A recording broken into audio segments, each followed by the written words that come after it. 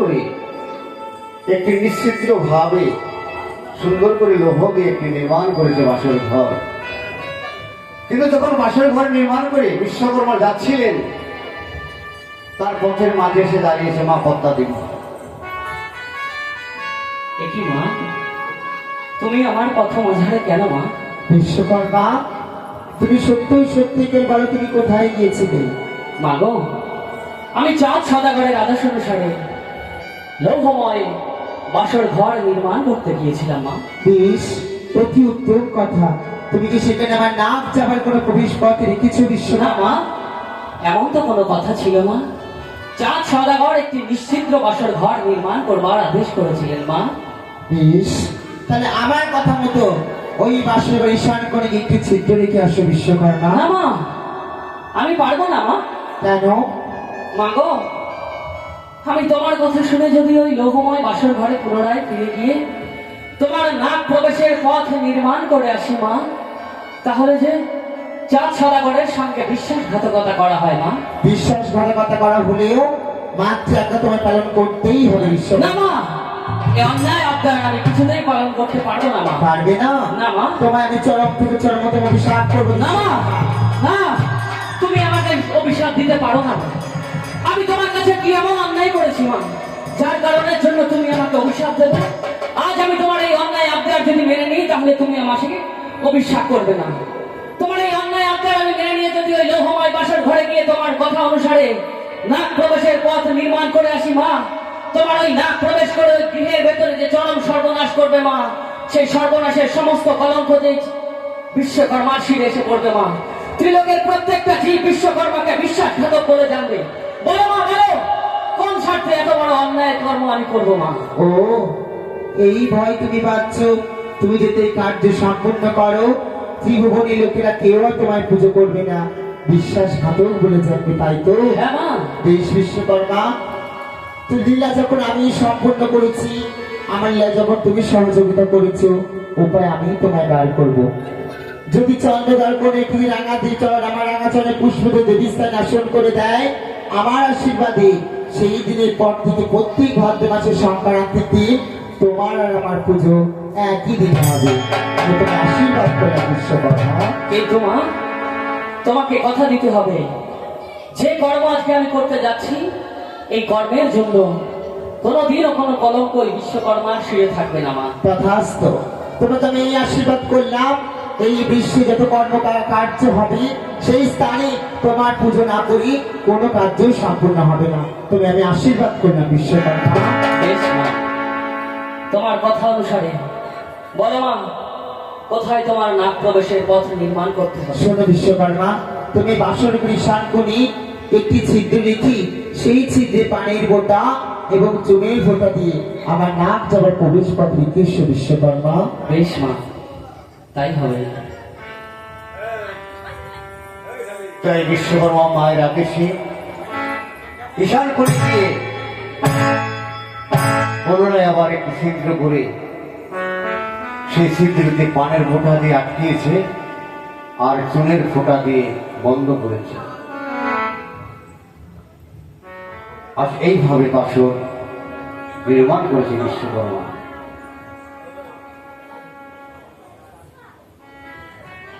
আজ বিশ্বকর্মা লোহা দিয়ে বাসর ঘর নির্মাণ করে দিয়েছে। এমন ভাবে নির্মাণ করেছে, সেই বাসর ঘর নির্মাণ করবার পর যখন চাঁদ সদাগরকে বলেছে যে আপনার বাসর ঘর নির্মাণ হয়েছে, চাঁদ সদাগর সেই বাসর ঘরে আগুন জ্বালিয়ে চারিদিকে দরজা জানালা বন্ধ করে চারিদিকে প্রহরী লাগিয়ে দেখেছে যে ওই ঘরের ভেতর থেকে কোনো দিক থেকে ধোঁয়া বেরোয় কিনা। মানে চাঁদ সদাগরের মনের মধ্যে ভয় ছিল যে আমার সন্তান এই বাসর ঘরে যদি প্রবেশ করে, এই বাসর ঘরে যদি কোনো ছিদ্র থাকে, তাহলে সেই ছিদ্র দিয়ে নাক প্রবেশ করবে, প্রবেশ করে তারপর আমার সন্তানকে দংশন করবে। এই ভয়ের কারণেই কিন্তু এই লৌহময় বাসর ঘর নির্মাণ করা, তাই না? আচ্ছা মা, আপনারা প্রতিদিন সন্ধ্যাবেলায় গৃহের কর্ম পরিত্যাগ করে এসে এই যে মনসা মঙ্গল গান, এই লীলা আপনারা আস্বাদন করছেন, এই লীলা আস্বাদন করে আপনাদের কি লাভ? মানুষের সময়ের ভীষণ মূল্য।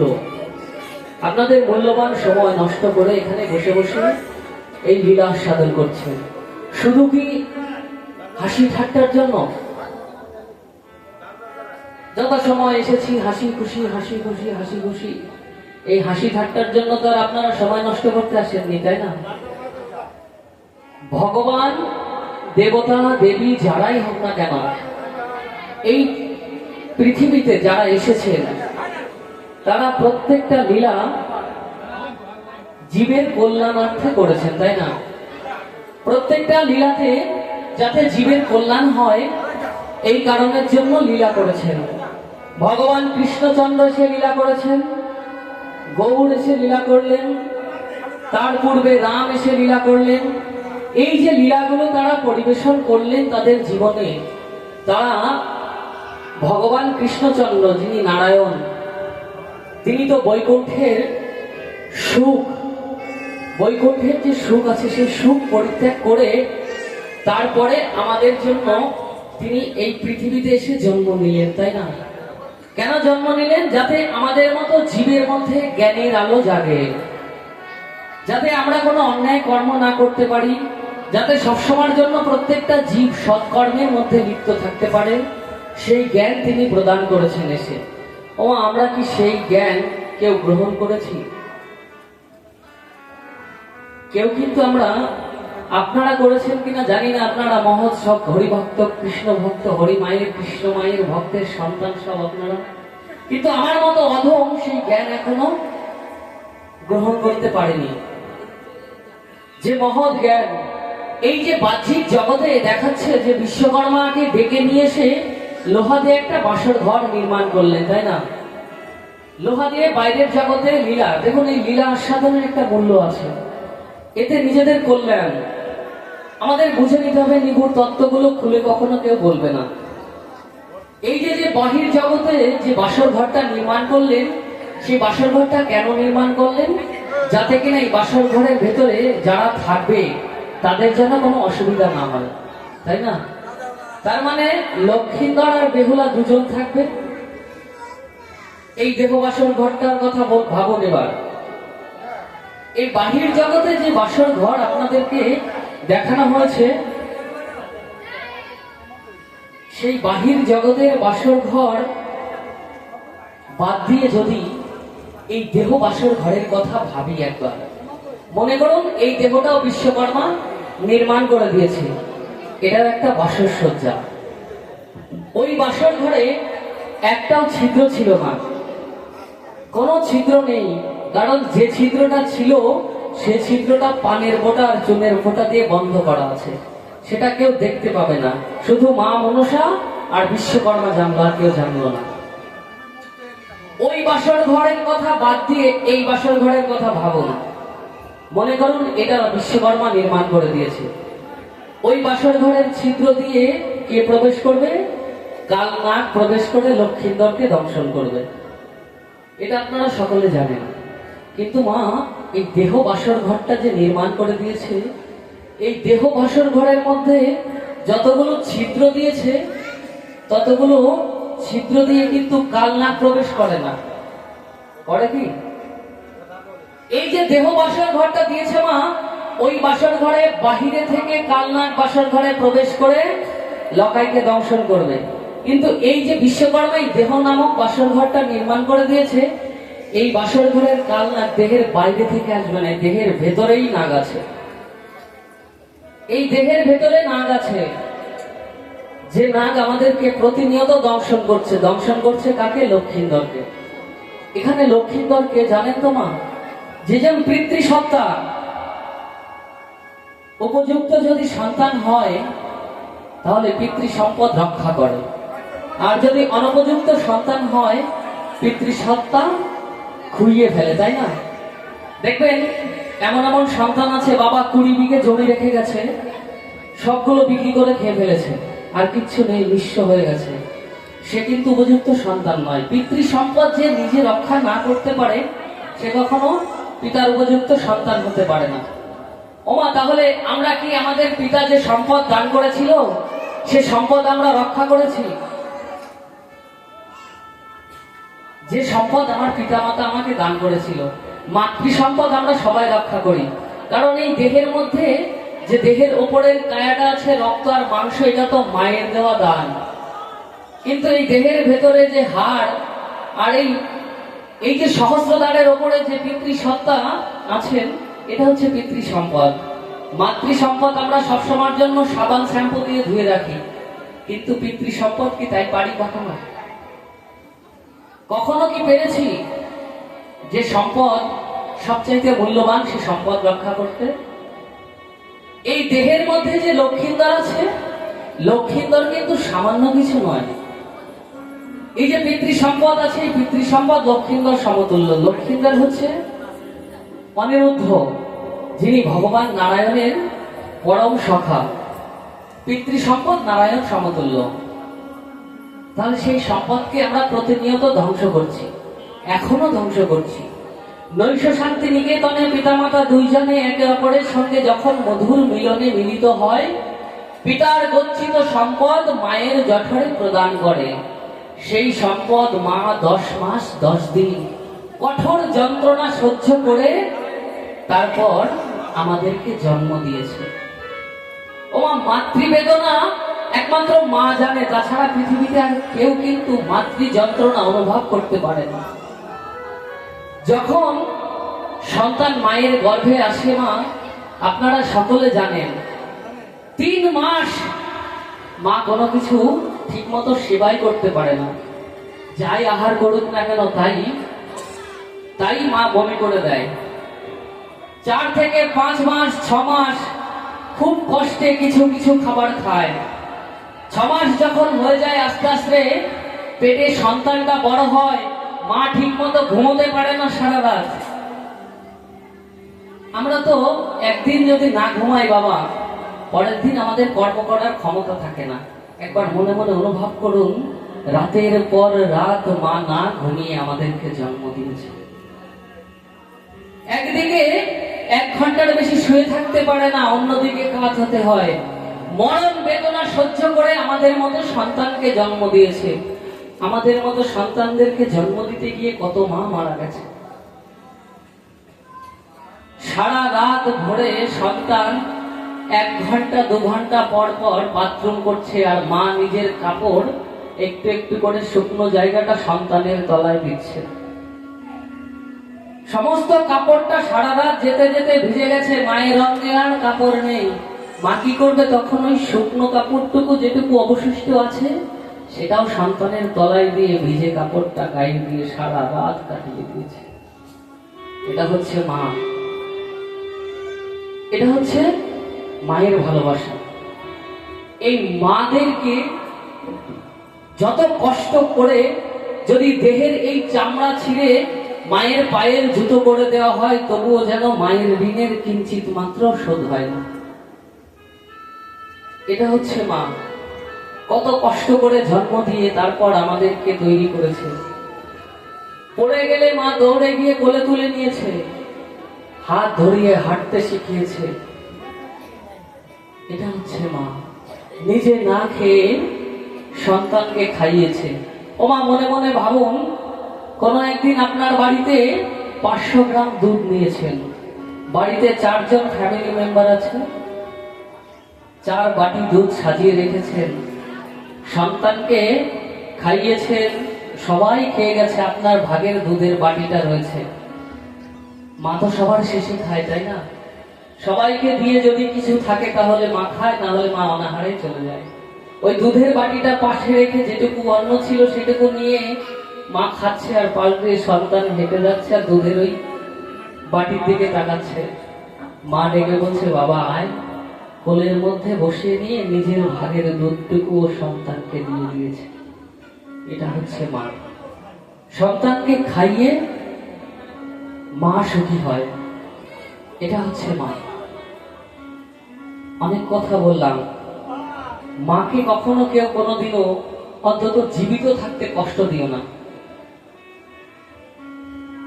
মা হারিয়ে গেলে মা কোনোদিন আর ফিরে আসবে না, আর মায়ের মতো নিঃস্বার্থ ভালোবাসা পৃথিবীতে কেউ আর বাসবে না। তাই থাকতে মাকে যত্ন করো, মায়ের মতো ভালোবাসা পৃথিবীতে কেউ আর বাসবে না। অনেক কথা বললাম মা, অপরাধ হলে ক্ষমা করবেন। বিশ্বকর্মা যে লৌহময় বাসর ঘর নির্মাণ করেছে, তার জন্য বিশ্বকর্মা আপনাদের কাছে দক্ষিণা চাইতে যাবে। আপনারা যে যা পারবেন তাই দান করবেন, আর যদি না পারেন তাহলে আপনাদের জোর জবরদস্তির কোনো ব্যাপার নেই, না পারলে শুধু আশীর্বাদ করবেন, তাহলেই হবে। যারা যারা ঘরে আছো সবাই বাইরে আসো।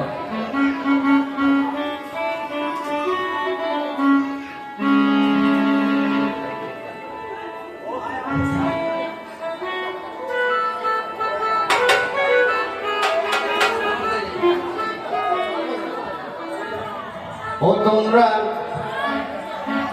ভিক্ষা দেন গো নগরবাসী বিশ্বকর্মা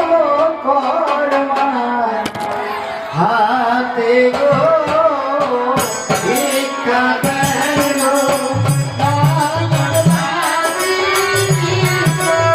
নগরবাসী বিশ্বকর্মা হাতে গো ভিক্ষা দেন গো নগরবাসী বিশ্বকর্মা হাতে গো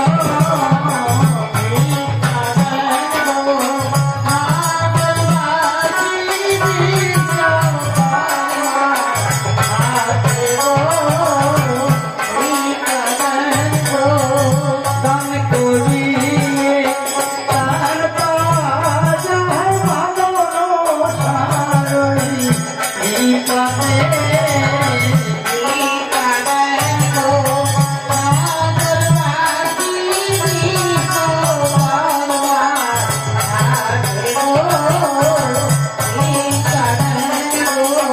দান করিয়ে তার পাওয়া যায় ভালো সারই এই পাতে এই পাতে গো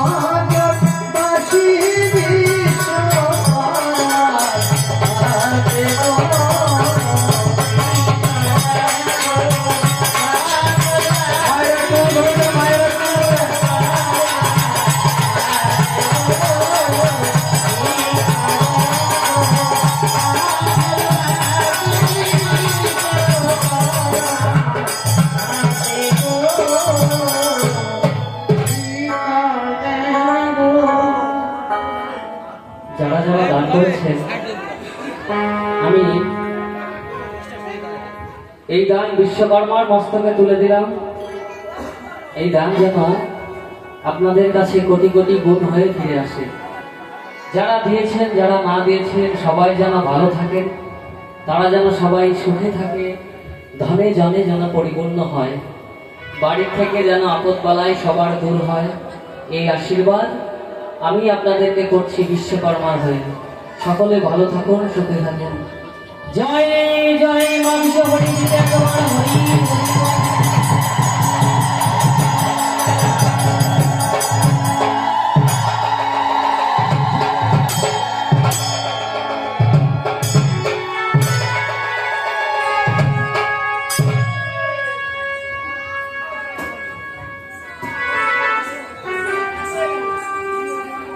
এদিকে বিয়ের সমস্ত আয়োজন করছে, বিয়ের আয়োজন করছে। দুই বাড়িতেই বিবাহের আয়োজন হয়েছে, চাঁদের বাড়িতে আর শাহজাহানের বাড়িতে। নমস্কার নগরবাসীরা, আমার পুত্র লক্ষ্মীন্দরের বিয়ে। আপনাদের সবাইকে করজোড়ে অনুরোধ করছি, আমার পুত্রের বিয়ে আপনারা সবাই আসবেন, ধান ভাঙবেন, বরণ করে সাজাবেন, সব কাজ কর্ম সেরে তারপর বাড়ি যাবেন। কেমন? আমি বেহুলার মা রাখছি, গ্রামবাসীরা সবাই আসবেন, আমরা গঙ্গাপুরে যাব, আমার মেয়ে বেহুলার বিয়ে।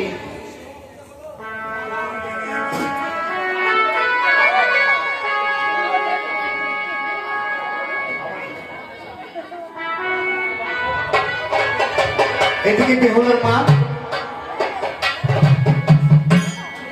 তিনি পাড়ায় পাড়ায় গিয়ে মায়েদের নিমন্ত্রণ করছে। সবার কাছে হাত জোর করে আমি নিমন্ত্রণ করছি, আমার মেয়ে বেহুলার বিবাহ। আপনারা সবাই আসবেন, ধান ভাঙবেন, হলুদ মাখবেন, আর বাড়ি যাওয়ার সময় একটি করে সুতির ছাপা শাড়ি নিয়ে বাড়ি যাবেন, খাওয়া দাওয়া করে যাবেন, সবাই আসবেন কিন্তু। তাই আর বেহুলার মা পাড়ায় পাড়ায় গিয়ে নিমন্ত্রণ করছে।